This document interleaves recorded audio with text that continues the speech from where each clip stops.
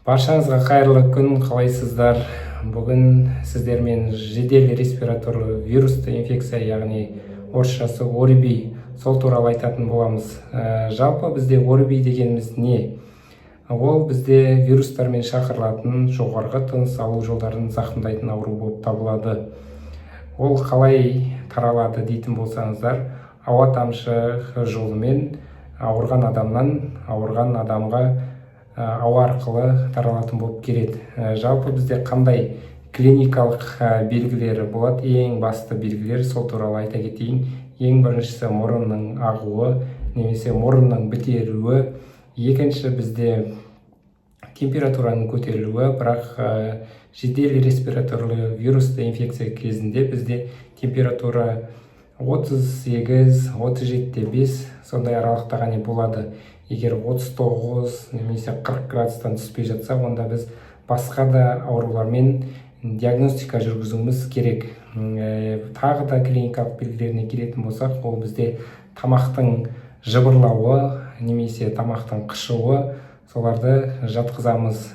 Әлсіздік, бас ауруы осы кезде болады. Бізде жалпы басты маңызды белгілері осылар болып келеді.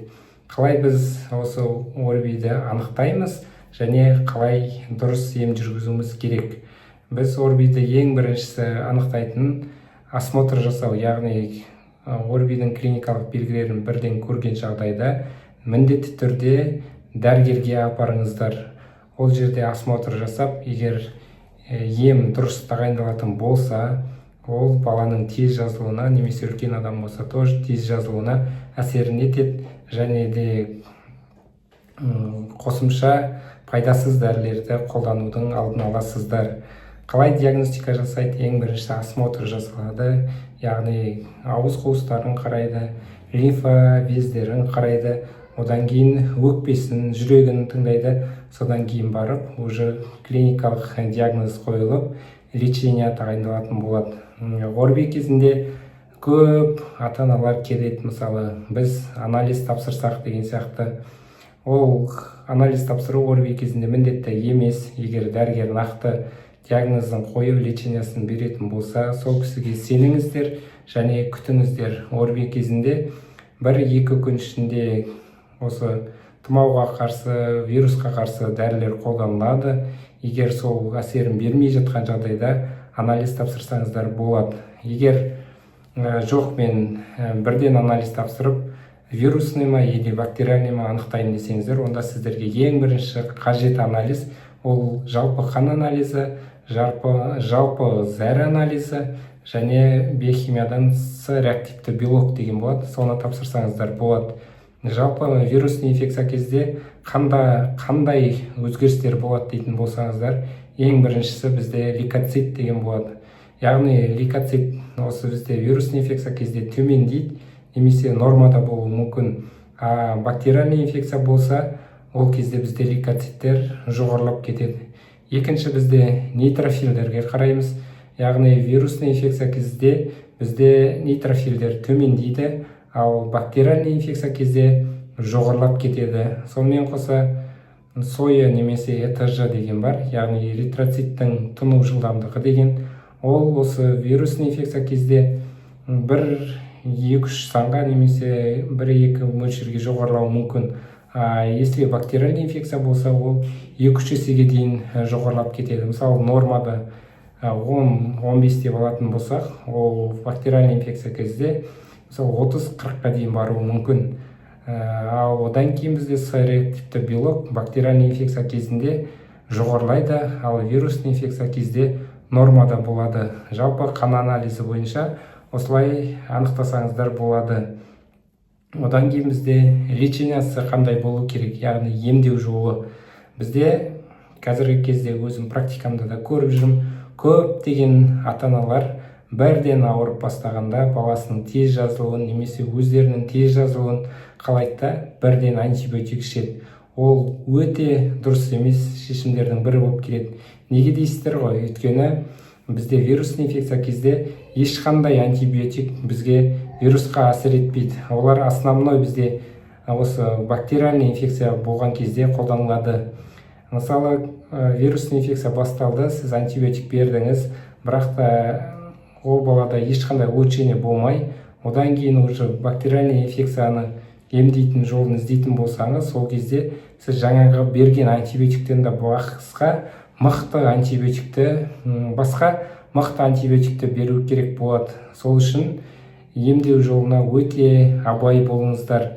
Ең бірінші біз тұмау, ОРВИ, ЖРВИ, яғни жедел респираторлы инфекцияны анықтаған кезде ең бірінші адам тынышталу керек, уайымға немесе паникаға түспеу керек. Одан кейін екінші, көбірек жиі су ішу керек. Екінші жол бізде ол ауыз қуысын шаю керек. Ол кезде біз жиі қолданылатын фурацилин ерітіндісі немесе тұзды қолданамыз. Бірақ бұл жерде ескеретін жағдай, егер тұзды сумен тамағыңызды шаятын болсаңыз, тұзды өте көп мөлшерде қоспаңыздар. Неге дейсіздер ғой? Себебі егер тұзды көп мөлшерде қосатын болсаңыздар, ол сіздердің тамақтарыңызды кептіріп тастайды. Кептіріп тастағаннан кейін сіздерде жөтел болуы мүмкін. Көп ата-аналар немесе науқастар келіп жатады. Мысалы, мен осындай тамағымды шайдым, бірақ ары қарай менде жөтел күшейіп кетті деп. Ол сіздер одан кейін әртүрлі жөтелге қарсы дәрілер қолдана бастайсыздар. Оның бәрі дұрыс емес. Ол және шырышты қабат кеуіп қалғаннан кейін кей жағдайда тітіркену болады, яғни шырышты қабаттың. Содан барып уже жөтел пайда бола бастайды. Сол үшін егер тамақты тұзды сумен шаятын болсаңыздар, 1 стакан суға 1 шайный ложка дейді, сондайды қоссаңыздар болады. Үшінші жолы ол бізде витаминдерді көбірек қолдану керек. Егер сіз жағдайыңыз болып тұрса, аптекаларда сатылатын витамин С, витамин Д, цинк дегендер бар, соларды алып қолдансаңыздар болады. Оның дозировкасы үлкендерде 500 бен 1000 миллиграмм арасында, ал балаларда ол жасына байланысты есептеліп беріледі. Оның әртүрлі капля түрлері бар, тамшы түрлері, соларды балаларға қолдансаңыздар болады. Мысалы, ең жиі қолданатын бізде Севикап деген бар. Осыны основной балаларға ауырған кезде қолдансаңыздар жақсы. Одан кейін D3 осы кезде тоже берсеңіздер болады. Тоже иммунитетті көтеріп, вирустан тез жазылуға көмектеседі. Одан келесі жолы бұл міндетті түрде мұрынды шаю керек. Тұзды сулармен, әртүрлі болмаса тұзды ерітінділермен.